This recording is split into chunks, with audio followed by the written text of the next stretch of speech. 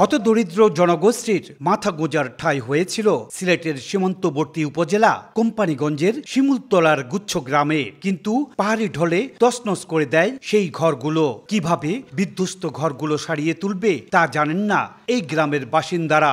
জেলায় বন্যায় সব মিলিয়ে 22,450টি ঘর নষ্ট হয়েছে। বাঙ্গা সব মাল চাপানা গেছে, আর কেতা বিছনা সব দেখেন ভিজা। গরু বাছুর লইয়া মানুষ বাঁচানি খুব দায়, গলা পানি এসে জায়গার মাঝে নিত্রুজি পানি তো আমরা কষ্ট করতেছি চলাফেরা। 17 জুন থেকে সপ্তাহব্যাপী বন্যা এবং এর আগে আরেক দফা বন্যায় কৃষির ক্ষতি হয়েছে 275 কোটি টাকা, মৎস্যে ক্ষতির পরিমাণ 45 কোটি টাকা। দুদফা বন্যায় নগর, আন্ত উপজেলা ও গ্রামীণ সড়কের ব্যাপক ক্ষতি হয়েছে। সড়কগুলো চলাচলে অনুপযোগী হয়ে পড়েছে। গাড়িও তোলেন না, সমস্যা। এরপরে রাস্তা ভাঙ্গা, রাস্তাঘাটে চলাফেরা করতে খুব কষ্ট হয়, গাড়ি চালাইতেও কষ্ট হয়। সরকার যদি একটু পদক্ষেপ নিত, দেখতো, তাহলে অনেক ভালো হতো।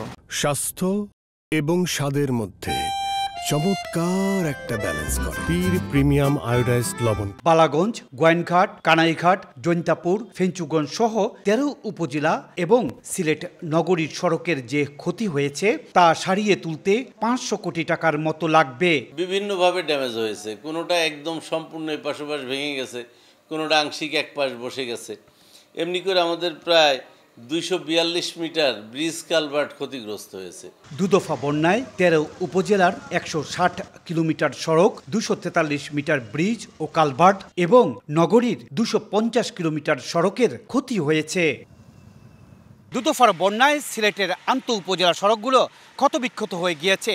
এই সড়কগুলোর দ্রুত মেরামতের দাবি জানিয়েছেন এলাকাবাসী। সিলেট গোয়াইনঘাট সড়ক থেকে ইকরামুল কবির, সময় সংবাদ।